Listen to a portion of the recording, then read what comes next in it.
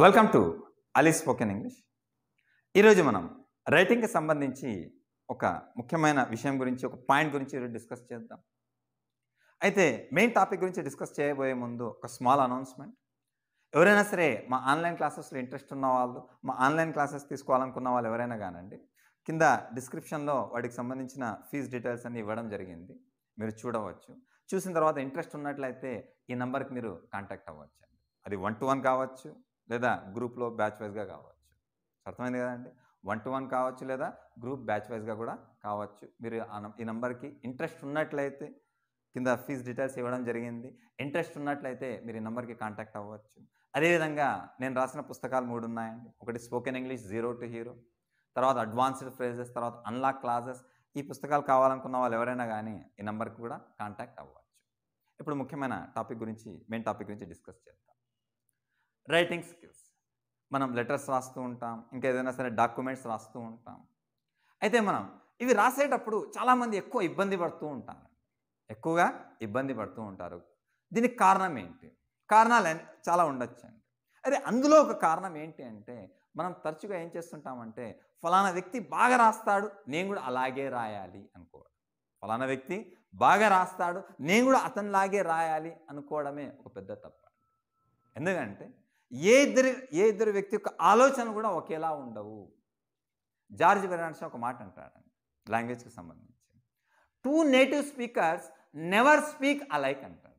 2 native speakers never speak alike అంటారు. అంటే అర్థం ఏంటంటే, ఒకే భాషను మాట్లాడే వాళ్ళు మనం ఏ ఇద్దరినైనా తీసుకున్నట్లయితే ఒకే భాష మాట్లాడతారు, వాళ్ళ మాతృభాష ఒకటే ఉంటుంది. మనం ఏ ఇద్దరు వ్యక్తులైనా తీసుకున్నట్లయితే వాళ్ళు మాట్లాడే విధానం ఏదైతే ఉందో ఒకేలా ఉండదు అంటారు.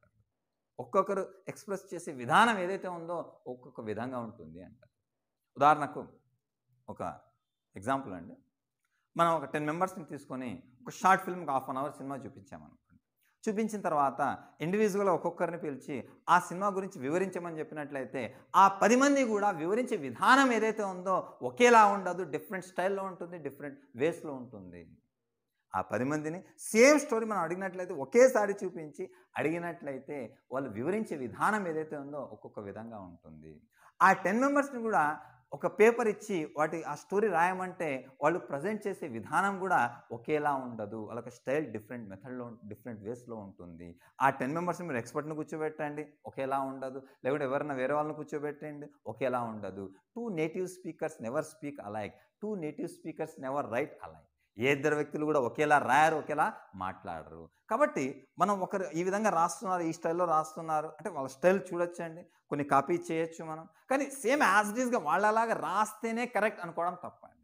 వాళ్ళలాగా మనం ప్రజెంట్ చేస్తేనే అది కరెక్ట్ అనుకోవడం తప్పు. ఉదాహరణకు వచ్చిన ఎగ్జాంపుల్ అండి. మనం తరచుగా చిన్నప్పటి నుంచి లెటర్స్ రాస్తూ ఉంటాం. ఒక సెంటెన్స్ చూడండి, ఇన్ని విధాలుగా రాయొచ్చు దీన్ని. నాకు ఆరోగ్యం సరిగా లేదు, కాబట్టి నేను ఆఫీస్కు అటెండ్ కాలేకపోతున్నాను. నేను అనారోగ్యంగా ఉన్నాను, కాబట్టి నేను ఆఫీస్కు అటెండ్ కాలేకపోతున్నాను. ఈ సెంటెన్స్ని మనం ఒక 10 మందికి ఇచ్చినట్లయితే 10 మెంబర్స్ కూడా 10 డిఫరెంట్ వేస్లో రాస్తారండి. దీన్ని డిఫరెంట్ వేస్లో రాయొచ్చు మనం. ఉదాహరణకు ఇప్పుడు చూద్దాం. దీన్ని సింపుల్గా ఈ విధంగా చెప్పొచ్చు. I am sick, I am not able to attend the office. I am sick, so I am not able to attend the office today. I am sick, so I can't attend the office today. ఇంకోరు ఈ విధంగా రాస్తారు. I am not healthy, so I am not able to attend the office today. I can't attend the office today. I am not healthy. I am unhealthy, so I am not able to attend the office today. I can't attend the office today. That's why I can't attend the office today. ఇదే ఒక్కొక్కరు ఎలా రాస్తారు. ఇంకొకరు ఇంకో విధంగా రాస్తారు, ఇలా రాయొచ్చు.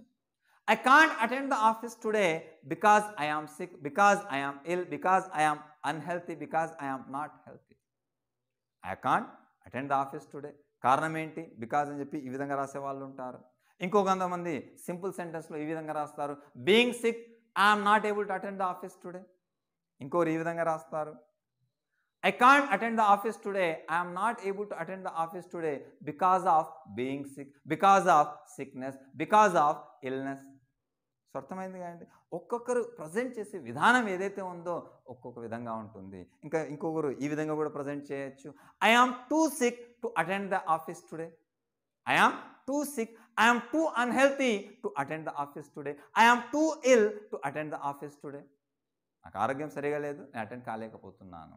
సో ఈ విధంగా ఈ విధంగా ఫ్రేజల్ వర్బ్స్తో రాయొచ్చు. I have come down with the flu, I have come down with the flu, so I can't attend the office today. కాబట్టి ఒకటే సెంటెన్స్ చూడండి, డిఫరెంట్ వేస్లో రాయొచ్చు. కాబట్టి ఒక్కొక్కరి ఆలోచన అనేది ఒక్కొక్క విధంగా ఉంటుంది.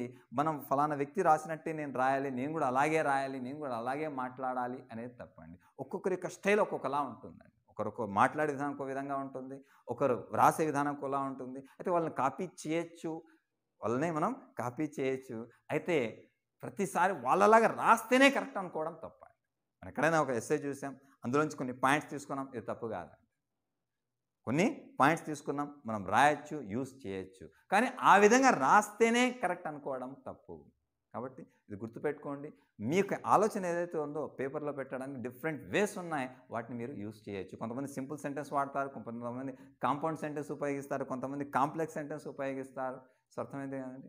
I hope you understood. Thank you. Thanks for watching.